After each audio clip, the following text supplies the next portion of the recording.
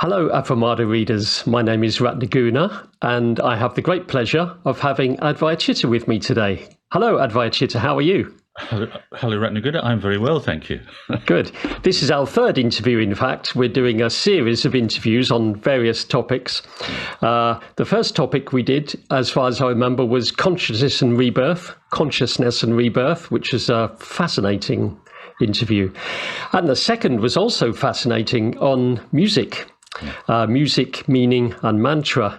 Really tremendous stuff. So here we are again. But today we've got a different topic. We've got a topic around Buddhism and psychotherapy, Buddhism and psychology. And we're going to look at various things there. And Advayacitta is really well placed to talk about these things because he was a clinical psychologist.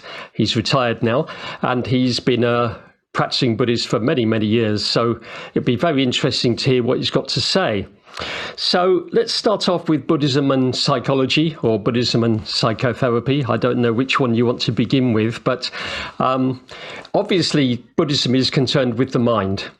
And sometimes you hear the phrase Buddhist psychology. I don't know if you approve of that phrase, but I wonder if we can just explore the similarities and the differences between Buddhism, Buddhist psychology, and Western psychology. Right. Between Buddhist psychology and Western psychology, where there's so much that could be said. And Buddhism, in a way, you could say, is got at the heart of it a psychology, or it's to do with the human mind, and it's to do with the transformation of the human mind and human behavior. So that is actually similar to the goals of psychological therapy, especially psychological therapies in the West, which are trying to help people change their mental states and their behavior in positive ways. So there is a very definite similarity between, if you like, the therapies that come from the West and also, if you like, the practices at the heart of Buddhism. Yeah. What there also is a major difference, however, between the two, in that you could say that psychological therapies are aimed at helping people get better mental states and also at times better physical states of health, to help become, if you like, a fully rounded, healthy human being. But the goal of Buddhism, the goal of the Dharma, is to go well beyond that. That the goal of the Dharma is really about cultivating a profound wisdom and compassion and actually transcending the human realm altogether, going beyond, if you like, compulsive rebirth in existence. And that's certainly not the goal of psychological therapists in the West. So there is, in a way, there is a profound difference in goals, but there are very definitely similarities. And those similarities have, developed over the last 40 years or so, partly because practices from Buddhism have been taken up by psychological therapies and become standard parts of therapies, or the main sort of focus of therapies. For example, mindfulness-based cognitive therapy for depression very much took on Buddhist mindfulness practice in order to help people overcome their depressed states. Yeah. Are there any other practices that Western psychology has taken on from Buddhism? Yes. For example, compassion-focused therapy, started by Paul Gilbert, has taken on practices like compassion therapy, Karuna Bhavana, or Metta Bhavana, the loving kindness meditation, as central aspects of the therapy. Yeah, as well. Yes, and Paul Gilbert makes that very clear in his book, The Compassionate Mind, how much he's drawn from the Dharma, doesn't he? Yeah. So what you're saying is that that Western psychology is aimed at making people well, psychologically and physically well, but Buddhism goes much further than that. Is there a case to be made for them cooperating, Western psychology helping Buddhists become more happy, more healthy, more human, and then Buddhism taken on from there? Oh yes.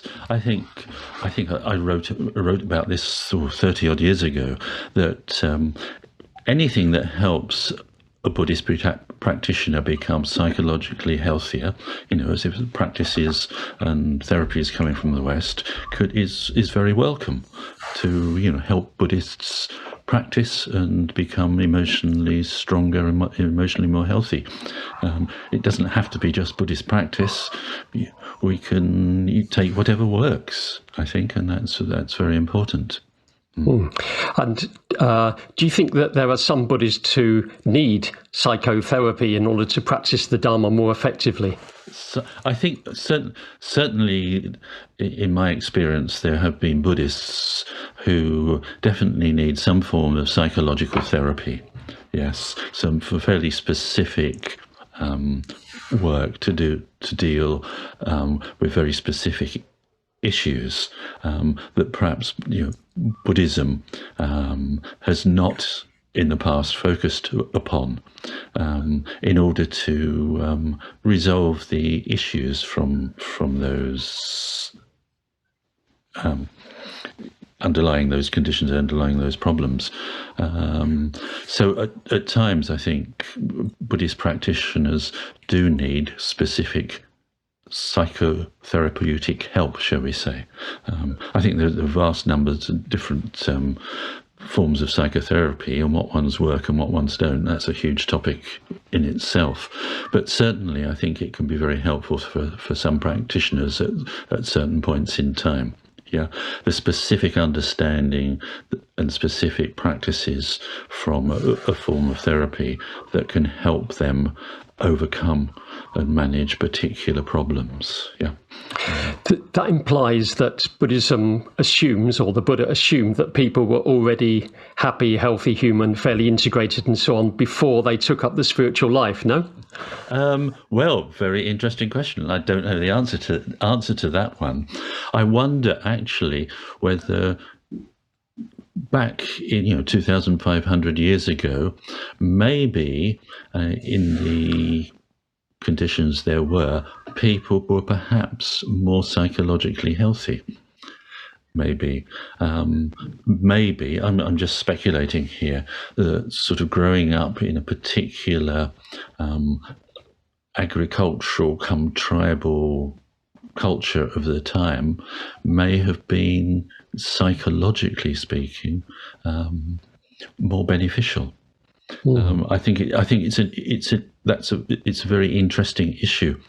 It reminds me of a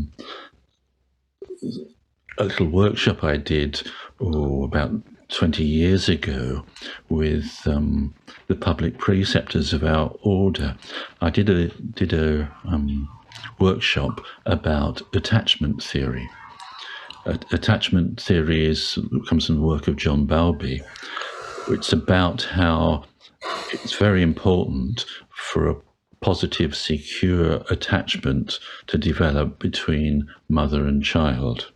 Yeah, and that can then form the basis for the child.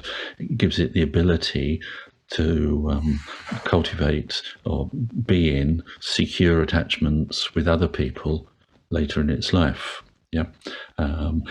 The problem being, if there's insecure attachment between a mother and child, then the child takes its insecure attachment pattern and repeats it later in life and has very difficulty with relationships. Yeah. Now, what I found very interesting was I got preceptors to talk with each other about their childhood and what sort of attachment behavior and attachment patterns they experienced. And it was very interesting that the order members from India who'd come from the Dalit background, untouchable background. Now, these are people in many ways who were one of the most deprived groups of people on the planet, you could say. It was very interesting, however, that they described much more secure, positive attachment patterns in childhood than, say, all the Europeans that were there. Yeah, it's like they experienced a much more loving, kindly, caring environment amongst their group, and I found that very, very interesting. Yeah, and if you like, it relates to our question. Perhaps in those sort of conditions in the past, despite it was a much more poor material situation than we have now, people actually experienced more sort of positive attachment early in their life, and therefore they would have been sort of psychologically in a more positive state later on. Yeah. Very interesting, because I'm just thinking now of the famous Buddhist teaching of non-attachment. We're supposed to be practicing until we get to a state of non-attachment. We're not attached to anything at all. But now you're talking about positive attachment. So how do those two ideas come together? Well, the word attachment means two different things in those cases, yeah. So I think it's very important, to acknowledge, if you like, secure attachment, positive attachments between human beings, yeah. In other words, caring, loving relationships, yeah, where each person actually matters to the other person, yeah. And I think that's very different from attachment, as it's often used, in English to refer to an aspect of Buddhist teaching, which is really attachment, grabbing onto something, holding onto something, which you don't want to let go of because it maintains your identity, shall we say, in some way. Now, I think those two sorts of attachment are very, very different. Yes, so the latter that you were speaking about there, you could perhaps call negative attachment. Yes. Yeah. So, but do some Buddhists misinterpret the meaning of the Buddhist idea of non-attachment, so that they try to be detached from the rest of humanity rather than in good, loving communication with everybody, but not needing them? Gosh, I haven't thought about that particular question. Yeah, very, very interesting question. I suspect some would take it like that. It's a way of withdrawing, and maybe thinking about it, one could see it could be a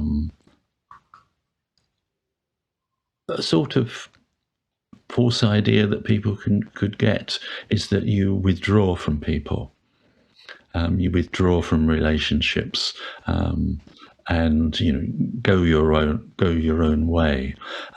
Maybe that was a characteristic of what Buddhism became in its first few hundred years, and why the Mahayana arose to counteract that tendency, the tendency of withdrawal. Yeah, just doing your own thing for your own good, as it were. I suspect, I suspect it's something that Buddhists at times can fall into, mistakenly fall into. Yeah. So perhaps that someone who is fell foul of the attachment that they did when they were young, and now kind of lives in a slightly detached way from other people. I don't know if that happens. When they come across Buddhism, they perhaps misunderstand the teaching of non-attachment. And Well, yes, and not self. I think particularly, I think is the problem issue here. Not so much non-attachment, but not self. Yeah, people who have grown up, if you like, with insecure attachments and if you like, bad feelings about themselves that come from those poor attachments in childhood, they can be attracted to the idea of not self, because if they have no self, they don't have to hate themselves. Yeah, it can be a way of escaping a form of self-hatred, a form of looking down upon yourself, self-blame, which comes from problematic relationships in childhood. Yeah.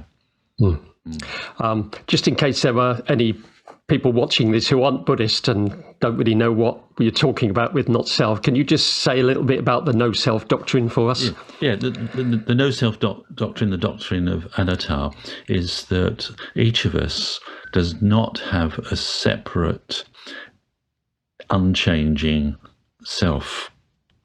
Yeah. Now that's actually something that's it's a very subtle, very difficult concept, or it's a concept that refers to something that's very difficult to get hold of or understand. It's also to be experienced, yeah. And I think there can be very much a tendency amongst some people in the West, and I think through Buddhist history as well, to take that quite literally, that you don't exist at all, yeah. And that can be a relief to people who don't like themselves or look down on themselves or think themselves unlovable. If they don't exist, then it doesn't matter. That all those things don't matter anymore. They've gone beyond it. Now I think that's a rather sad position to be in, and also in the first place, and then to use not self to escape it. It's rather sad that people can get there. I think people can sort of stay in that sort of state. It's what I call a state of dissociation, and even believe that they've become enlightened because they're not experiencing lots of emotions or anything. Actually, it's just a dissociated state that they're in, sadly, and it could come to an end any time, and then all sorts of things can break loose. Suppressed emotions and things can break loose, unfortunately. So I think it's a trap for people who can think very literally about certain concepts like not self. Yeah, I mean, I think the concept of not self is absolutely fascinating. It corresponds to the concept, the idea of shunyata, emptiness. But again, that's another concept, if you call it that is incredibly subtle and to understand, yeah, and again can be misunderstood very easily. Shunyata means nothing, yeah. You're reminding me of the Buddha's simile of the snake, that you have to get hold of the snake, but if you get hold of the snake, you have to get hold of by the head. Yeah. If you get hold of the tail, it comes round and bites you. Indeed, indeed, yes. And I think we are talking about concepts here, and I think there's a general human tendency to take concepts very literally, yeah, and not realize their imperfections. Yes, and actually Buddhism, in its doctrines, actually points to concepts actually breaking down. They can't capture reality. You need to use them, and there are good concepts, bad concepts, concepts that are true as far as they go, concepts that are false. But don't be attached to concepts. Be prepared to let them go, because reality is, in its nature, is far beyond what they can capture. Yeah, it's very interesting, the idea of taking concepts literally. Can you just unpack that a little bit? What what happens when someone takes a concept literally, or to put it another way, how do people do that? What does it actually mean? What does it mean? Well, we can do that in various ways. I mean, I've mentioned taking the idea of not self literally. So you really believe that you don't exist. Okay, so and there are practices that make you look, into your current experience, and like pointing to your own face and saying what's it pointing at actually in your experience now, for example. Oh, well, it's not really pointing to anything. Is there anybody watching it? No, I don't exist. Yeah, I'm sort of simplifying, but it can be like that. It goes to what I call, the nature of sense consciousness is actually non-dual, but that is again something that's subtle and difficult to understand. Yeah, so that's one way of taking a concept too literally. For example, not self. It means literally I don't exist at all. I'm just this thing going around. Well, not a figment of God's imagination, maybe. Yeah, well, whatever, but it can happen in other areas as well. It can happen in science. Take a concept like the length of a piece of string. Okay. How long is a piece of string? Exactly. How long is a piece of string? Okay. Well, you can give it a number. You can have rulers and tape measures to measure it. It has a definite meaning. There's a piece of string. But okay, so if you can get a length of a piece of string, can you get half that length? Well, we'd say yes. Say it's a piece of string is a meter long, then you can have half a meter. And then you can have quarter of a meter, length, and an eighth of a meter. So can you have lengths that are as small? You keep halving it. Does it make sense to do that? Well, you can always generate a number that's half the number you've got. But actually, the physical world, the concept of length starts breaking down when you get onto a small level, something called the Planck length. And something called the what? Planck length. Yeah, that's not Planck as in a bit of wood. That's Max Planck, the physicist. Yeah, with a C. Yeah, and there's a small length you can't measure smaller than, because all sorts of reasons I can't go into here. Yeah, basically the idea of length being something you can understand and give it a number to breaks down. Now, we need to use length. You can't build a bridge, without being good at measuring lengths and things. Otherwise, you have a bridge falling down. It's not something that's arbitrary or whatever. But as a concept, we need not to take it too literally. And of course, physicists, exploring, subatomic matter, discover things like, it becomes problematic. How on earth can we measure below that? So does it make any sense to talk about things being less than a Planck length apart? Does it make sense that there's a particular position in space? All these things start becoming problematic. Yeah, it's like we need concepts to understand the world, and they're important. Yeah, whether it's in physics and engineering or whether it's psychology. But don't grab onto them too much. Yeah. Again, don't be attached to them. The nature of reality is more complex than that, shall we say? Interesting. Let's come back to psychology and psychotherapy, perhaps. Yeah. How does psychotherapy actually work, in your opinion? What is going on when two people engage in psychotherapy? Oh, gosh. Well, various things. I mean, there are different sorts of psychotherapy. And I confess these days I'm out of touch with various of them or where they've got to. In the past, there was things like psychodynamic therapy, behavior therapy, and so on. And they had the different emphases and different ways of doing things. What I would say, was based on 40 years of doing it, helping people change. What I think is important about effective psychotherapy, effective psychological therapy, is that there is a helpful conversation between two people. The person who needs help and the person trying to help them, yeah? And needs to be a helpful conversation.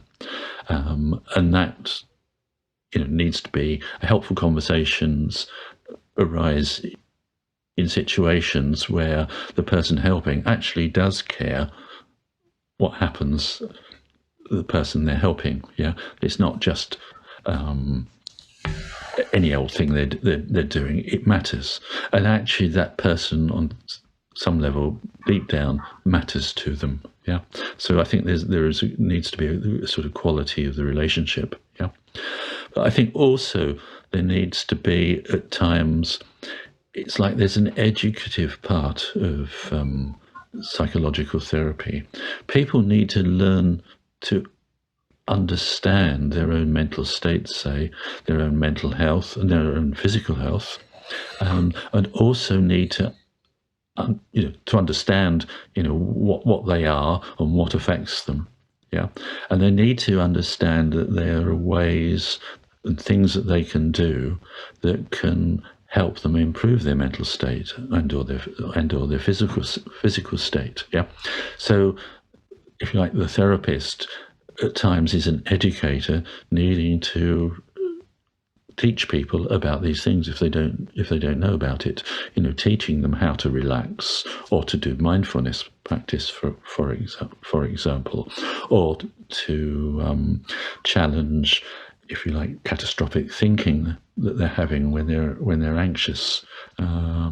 So there needs to be that sort of educative aspect to it too. So you've mentioned three things then. You've got the helpful conversation between two people, and the therapist has to really care about the other person. They matter to them.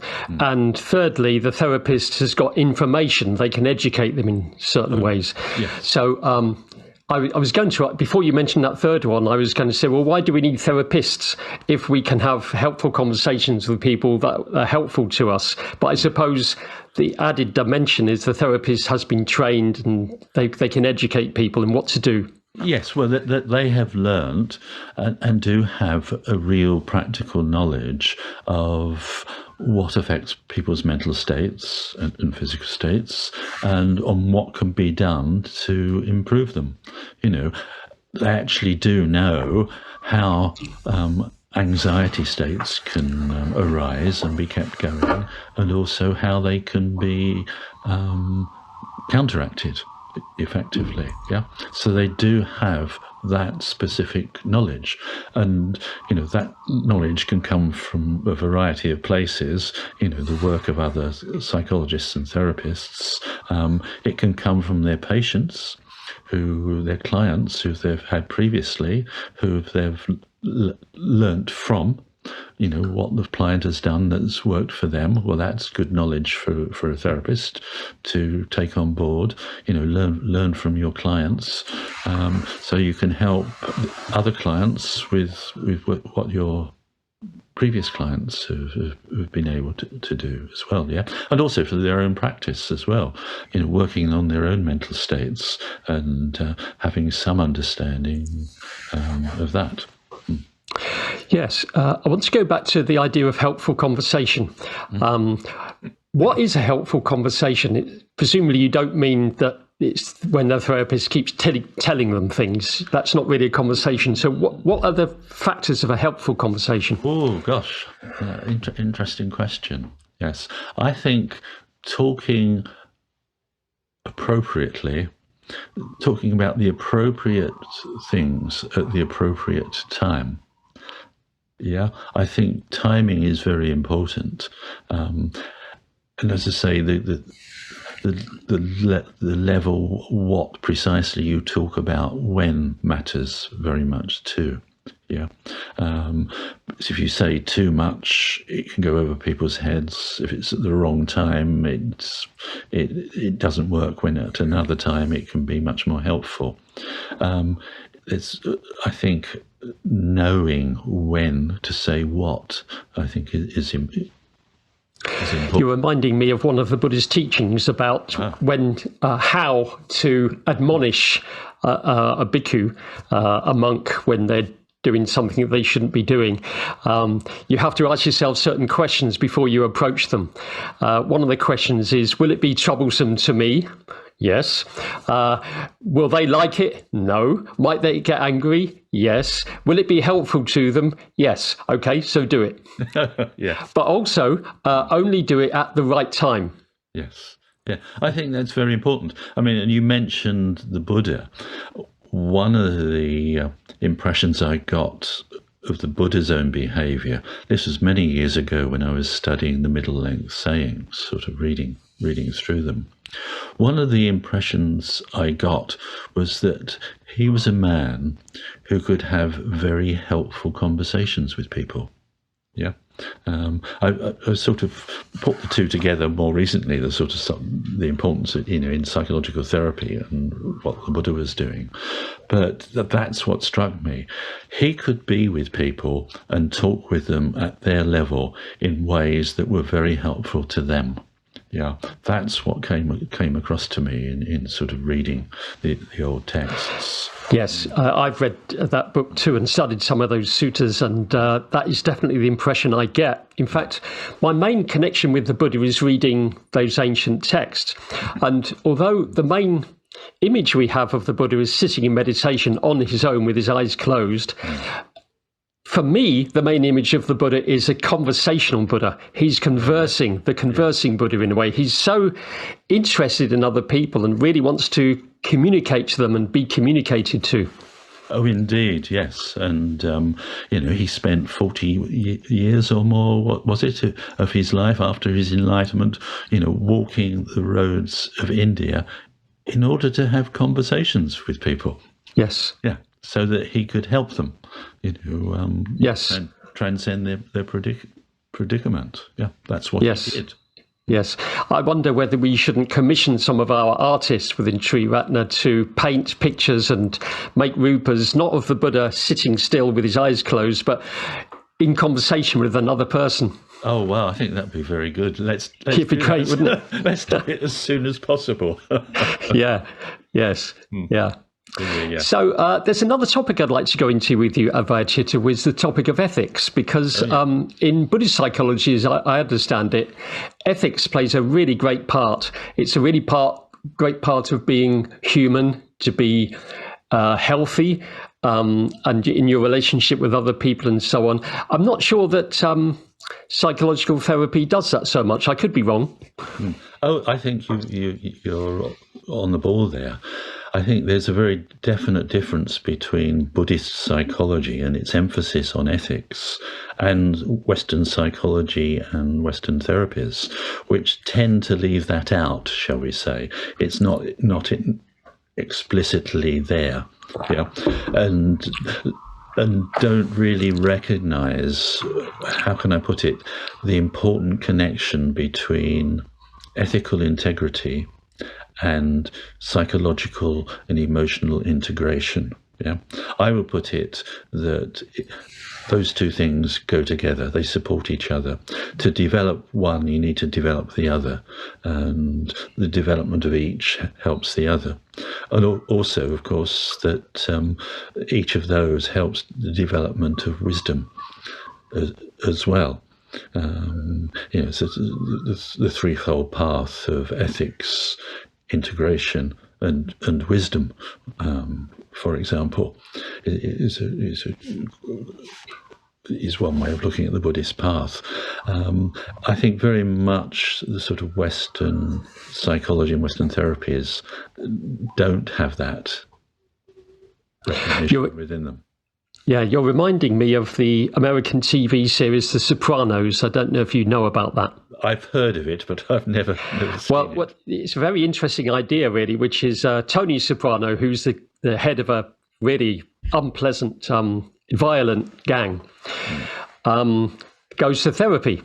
And all the way through, more or less, the different series, he's having therapy every week with this woman, very good woman therapist. And she knows that he's a member, or the not even a member, but the leader of a very violent gang. But she's still trying to help him with his psychological mental state. So I suppose that's a complete non-starter. Well, interesting one. She could get somewhere, I think, but I mean, I think the relationships between ethics and psychological integration, I suspect, are rather complex. But I suspect that there'll come a point where he could go no further. I think one of the most important issues is honesty, truthfulness. Actually, I think psychological integration needs honesty and truthfulness. Yeah, real ethical integrity. Yeah, and I think honesty, truthfulness are things that I think in the modern world are very much undervalued. Yes, I see honesty, truthfulness as crucial to human individual well-being, emotional integration, yeah, but also absolutely crucial to cultural and social well-being, shall we say, whether a society is healthy or not. The more lying that's going on, the more untruthfulness, the more fragmented and harmful it becomes. I would put it. They're just, truthfulness, honesty is so very important. You're now making me think of the Buddha's 4 speech precepts. The first one being truthful communication. The second one being, I think it's this way round, affectionate communication, sometimes called loving speech, which really means being aware of the other person as a person, I think. Oh, yeah. And then the next one is helpful communication. And then the fourth one is harmonious communication. Now, I think our teacher, Sangharakshita, puts those in a hierarchy. There are levels, but I'm not sure that the Buddha did. I think he talked about them more in terms of just different aspects of communication. Yeah, I'm not incredibly familiar with what the Buddha said about them. I know about them, and I find them very interesting, and sometimes I wonder about the last one, harmonious, whether sometimes one needs to say something that's not harmonious, in fact. Like the Buddha saying, for example, that you mentioned, knows you get to say something to somebody that they're not going to like. Yes. So I think they're very important principles, but yeah, I sometimes wonder about the last one. Sometimes I think it's important to state the truth. Yeah. Yes, I wonder whether it is in a kind of an order, and the very first thing you have to do in Buddhist practice is tell the truth to yourself and to others. Then once you've got that sorted, make sure that when you tell the truth, you're taking the other person into account, affection and, and then if you've got the ability to, based on the truth, you might be able to help people. And then once you've got all that sorted, then comes the harmony. Otherwise, if you try to get harmony first, you may not want to tell the truth because it will upset somebody. Oh, indeed, yes, yeah. So it's all putting them all 4 into practice is easier said than done, shall we say? You can say that again. But for the past maybe 15 years, I've been listening to contemporary classical music. It's changed recently. It's much more harmonious than it was. But I was listening to people like Boulez and Ligeti and Lutoslavsky, who delighted in dissonance. And I trained myself to listen to them because at first when I heard them, it just sounded like an utter unpleasant cacophony. But I thought, surely they can't think that. They wouldn't write music that's deliberately unpleasant to people. So I trained myself to listen. It was quite hard to do, listening to these long pieces of music, and it just sounded like pots and pans crashing together. But after a while, I began to sense a certain beauty in those dissonances. So that made me think a bit more about harmony. What do we actually mean by harmony? I think we often think it's pretty, that it's pleasant, but perhaps not always. Oh, well, interesting question. I've never thought about that one. Yes, well, people can be singing along, as it were, in harmony, but they can be singing different notes, shall we say, for a start, and maybe singing completely different tunes. But they can do that harmoniously, or it can be a total, if you're jangling mess. Yes.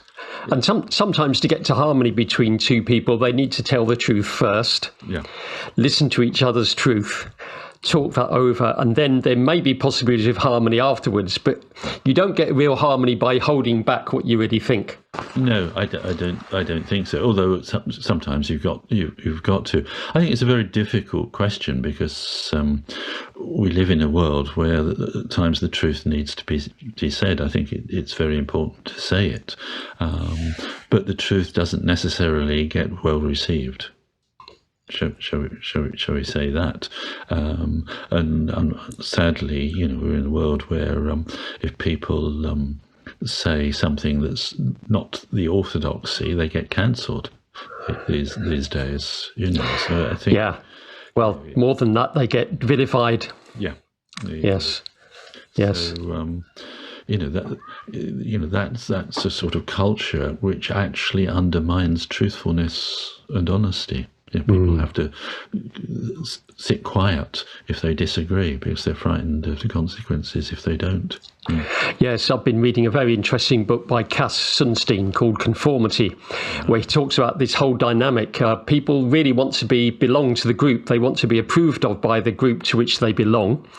And so very often they'll conform with something, even though they know it's not right. Because if they dissent, they risk being unpopular, they risk being cancelled, they risk being sacked. So they'll just go along with anything just to conform. That's a really dangerous position to be in, isn't it, for society? Oh, indeed. I think in a way it's a natural human tendency because, well, I think of things, people need to earn a living, for example, so they are frightened they'll lose their jobs if they speak up. There are understandable reasons why people, keep mum, shall we say, not just their own, if you like, fears, but because actually they do have responsibilities to others, to family and the like, and it's not easy to be vilified and suffer the consequences. No, and of course the Buddha was, in some ways, he was a dissident. There was society, and he had things to say about the society that he was in, especially about the caste system. He very much dissented against the caste system. But I've been looking at the texts, the suttas, which describe him criticizing the caste system, and he was perfectly honest, but he wasn't harsh with people. He kept friendly contact with people and just told them what he thought. Well, very interesting, and that he could do that, and they were able actually to listen. Yes. I think, well, it shows that at least some people in his time could listen to that and could take criticism and without an immediate reaction. That shows positives in that old culture. Another issue in our society is taking offence, of course. People seem to take offence very easily these days, and there are more and more things to take offence of every day, it seems. And what do you think it means when somebody takes offence? What's actually going on there? Well, they're getting threatened, and it's it's threatening their ego and their beliefs. So that's what's going on. They don't like it, so they take offence. I mean, I consider taking offence itself to be an unethical action. Actually, one should be able to take all the mud slung at you without taking offence at it. I mean, the Buddha didn't take offence. He responded kindly to people, insulting him. It's very, very interesting. I only know of two episodes in the canon where the Buddha is definitely offended, and one of them is by a Brahmin who has a name something like the Angry One, and he really has to go at the Buddha because the Buddha's been converting Brahmins to the Dhamma, and this man is really angry with him, and he really offends the Buddha, or tries to offend the Buddha. He gives offence very strongly, and I'm sure you know this story. The Buddha just says, when you give someone a gift and they don't want it, and they give it you back, who does it belong to? Well, it belongs to the giver. He says, well, I don't want that offence, thank you, so it's yours. Yes, indeed. But you can just imagine him doing that with a smile on his face. Yeah. Yes. Well, it's yours, mate. I'm not going to play this game. Yes. Yes. Yeah. I suppose the thing I would say to that is, though, sometimes the consequences are worse than they were for the Buddha. I mean, these days people can get seriously harmed if they speak up and say something. So one needs to take that into account, unfortunately. Well, in some parts of the world, it means death, doesn't it? If you go against the orthodoxy, you die or you're thrown into prison for the rest of your life. Indeed, yeah. Okay, are there any aspects of Buddhism and psychology, Western psychology, that we haven't spoken about yet that you'd like to say something about? Of course, there's loads of different aspects. Whether I can say something about them now. I think we covered the topics I wanted to sort of go into a bit now. I think it'd probably take too long to go into specific things, like, for example, the use of mindfulness in modern therapies. What is mindfulness? Is there bad use of mindfulness? There are all sorts of things like that. Yes. Into.